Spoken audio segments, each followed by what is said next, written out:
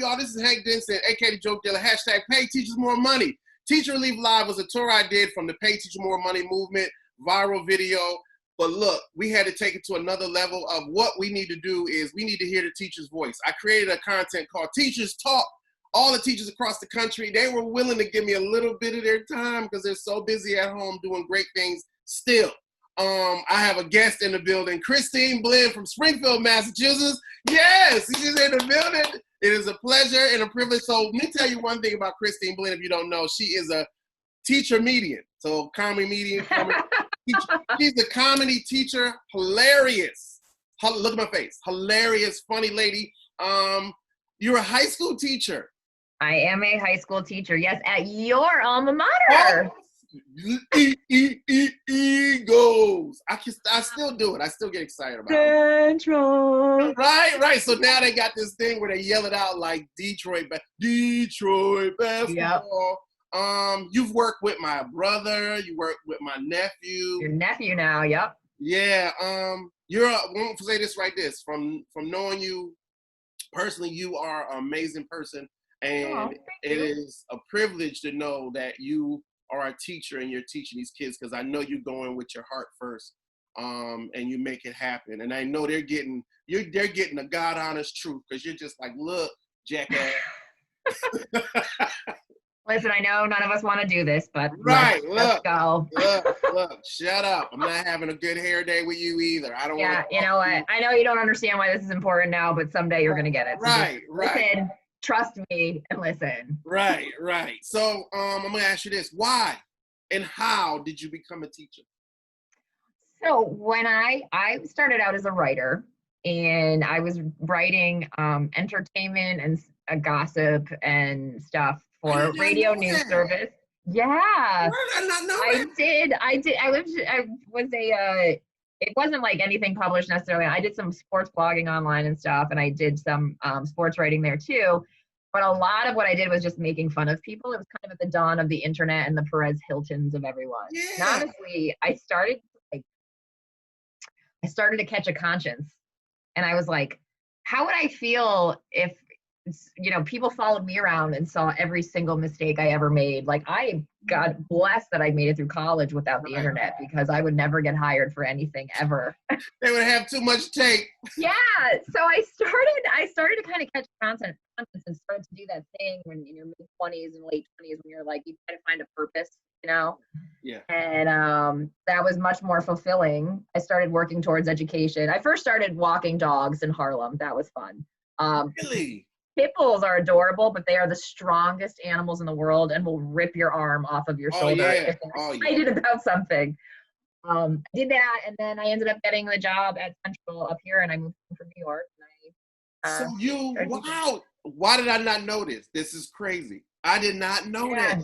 Yeah. Oh, we talk about comedy, and I'm not going to sit down and be like, "Hey, everybody, listen to my history." Like, right. You're right.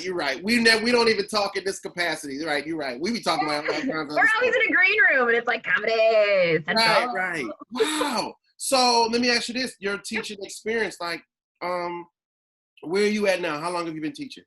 So this is my 10th year. Wow. Yeah. Thank you. Commitment. Shit. Yeah. It is, because I've been doing comedy for 6 of it, so I don't know. But you think of the turnaround on where you are in the culture of high school. A lot of teachers burn out at either the high school level or the elementary, well, all across. So, and you have options. You know what I mean? Most teachers, they go in, they have they're just like, I got to get this money, and they're locked in. But you seem to me that you enjoy it, and the stories and the energy that you exchange with the kids is always dope. Yeah, I love the kids. They're I have my own qualms with the way the public school system is run and everything, but like if it was just me and the kids and I got to I love teaching them, how to be a better human, all of those kinds of, it's one of my favorite things to do. And they're funny, man. They're funny. They have, they hit that age where they start to get sarcasm, and their jokes start getting a lot better too. Yeah. So like they made some of them, not all of them. Some of them try and just miss it every time, but they're fucking sorry. It's cool. What did they know about your comedy? How do they know? Did I they? tell them. And I'm they cool. get excited. I'm cool. I tell them what I do so they know I'm cool. That's That's why. just, that's what I love about you the most.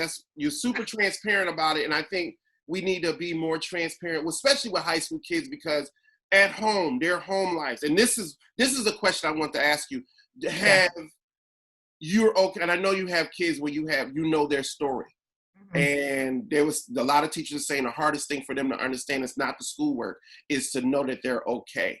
And a lot of kids, you're actually worried about them being home that long, which breaks me as a parent, because I'm like, we're that bad at home? And teachers is like, yes. Some of the situations at home are horrific. And I prayed to see that kid every Monday. How many of those circumstances do you have that you deal with that you're like, yeah, it's true? There are right now 3 kids that I haven't heard any contact from. And no, like some of the kids like haven't responded to emails or phone calls, but their work is popping up online. I have a couple of kids that are no call, no shows. And so we're trying to get in touch with them. And I had, there are kids we got a lot of kids who are taking care of little siblings. Right. Because their parents are essential workers. We have some kids who are considered essential workers and they got to go to work, their jobs, because other members of their families can't. They live in multi-generational homes. We were talking about that. Yeah. There's a lot of stuff. We actually had one of the women, we have team meetings. We had one this morning on Zoom, and she was crying. She was like, she works with the lower level English language learners. Okay. Who, a lot of them in Springfield, we have a huge refugee population. Yeah. So these are not kids who are in wonderful circumstances or have come from wonderful circumstances. And she was saying, she's like, over the past couple week or so, my kids and what are, what I would consider a stable, healthy home, she goes, they've been having breakdowns and crying. Yeah. And having so kids in healthy homes are struggling with it. And she was like, how in the world can we do more to get to them and make sure they're okay? And it's hard with 2,100 kids, some who are homeless and they're not sure where they are living. Don't even know, never knew when they were in school where they were. You just knew they came to school every day. So you were like, okay, so you made it through the night. But then I have a couple of kids who never came to class and never did anything. And I would see them in the hall and say, hi, hey, hi. And they're turning in work now. They're like turning in everything. I'm like, man, if these kids were just like, they just don't want to be in class, but they'll do their work. Right. What thing is, they're home with their parents, and their parents is like, you're not going to slack on my watch. This is how that's how I feel. Like, you can't. I told my son, how am I going to walk around here, pay teachers more money, and you walking around here not doing nothing? Like, they know, okay, his father's gigs, he's not doing any comedy because they're not doing any comedy anywhere. So his father's walking around talking to us, and his son's not doing the work. I said, I have to choke you for this. You know what I mean? Do you understand that? I was like, I think it would be justified. I was like, you can't do that. You got to get the work done. Did you say now, like, what was the hardest day that you can recall where you really thought about quitting? Over this coronavirus thing, or just teaching in general? I know there's a few circumstances where you're like, I'm not going back in there. I can't do it, or I'm leaving right now. Honestly, I'm really lucky at my school because I have an awesome administrative staff. Okay. Where I can't really think of a time. I think maybe a few minor incidents where like we disagreed on how to handle things with a student, but in front of that student, the administration has your back, Yeah. And so in that regards, nothing dealing with that has ever I've had a few kids who have done some really mean things. Yeah. But as far as, one specific day where I'm like, that's it, I want to quit. I mean, for real? No, I don't think I've had one. How are your parents? I know, like they say, as kids get older, the parents kind of fall off as the support systems. How are your parents in your culture? I don't want to I'm afraid that because it's inner city, I don't want it to come off like it sounds horrible or I'm like but it's for the whole culture. But no, I mean, because look, I'm gonna be honest with you. I do this and I understand. I'm a black man, and I know Puerto Ricans, I know Asian, I know everybody's. I grew up knowing everybody's culture, and I know, like, we're here in the South, and it's like even out here in the sticks, teachers say the same thing about people who live in more rural areas, about parents not supporting whatever. So Yeah. I know it's just like it repeats itself by generation of parents. Yeah. I don't sometimes I think it's not even down to a nationality. It's down to what we're doing as It's people. a socioeconomic thing, I think, a lot, you know. And I think there's just a lot of the kids with those different things with the different priorities. Sometimes parents can't show up because they're working odd hours. Sometimes, you know, and then obviously sometimes there's parents who just shouldn't have. I said this the other day. A lot of and people get mad. You know, we're in a generation where some people have kids and shouldn't have kids and didn't want, and they're just like, yo, or the circumstances where I had you young and here we are. I've talked to like 3 or 4 high school teachers.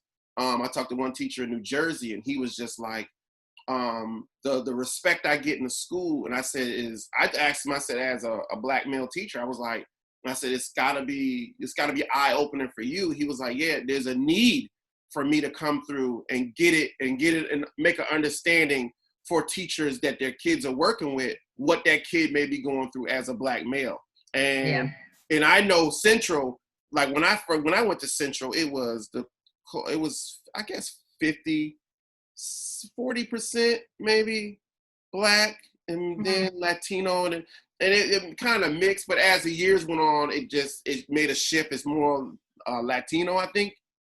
A lot of Latino, Central, well, I'm not going to say that out loud. I don't know if that's true, but I don't know. I think that we have there's a much more of a wider variety of Latinos from many different countries on there. Right, that's what I was telling a lot of people. It's Mexican, there's people from all over. Lots of different, Dominican, Colombian. I have a kid this year from Venezuela. He and his little brother are in the school. So wider variety of the Latin countries. Because when we were growing up here, if I remember, I feel like it was mainly Puerto Ricans. It was mainly Puerto Rican, and now it's everybody. But yeah.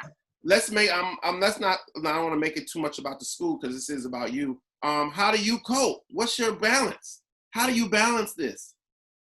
Again, are we talking teaching and comedy or teaching or COVID? Everything, because let me ask you, the thing is, it's like, in order for you to constantly show up for, like people, like my thing is, I know comedy. You got to show up. You only got a certain amount of time to check in. And on that same day, you had got a test and stuff you got to prepare for. How do you balance that? It's a lot of anxiety. This was a really rough fall. I had a very, very rough autumn because I got the house comic job up at Roar. So it's not like getting a night off became much more rare, because if I didn't have something, I wanted to fill it in with Roar. So it was every weekend, at least Friday and Saturday, at least. Right. Then sometimes it was Thursday, Friday, Saturday, or a Wednesday, Thursday, Friday, Saturday, maybe a Sunday. And so it was really hard because it's just time consuming stuff. Yeah. It's not just the time you're on stage, it's the hour and a half there and back. Plus the hour I take to get ready after I get home from school and shower and redo everything and get dressed and go. So it's like...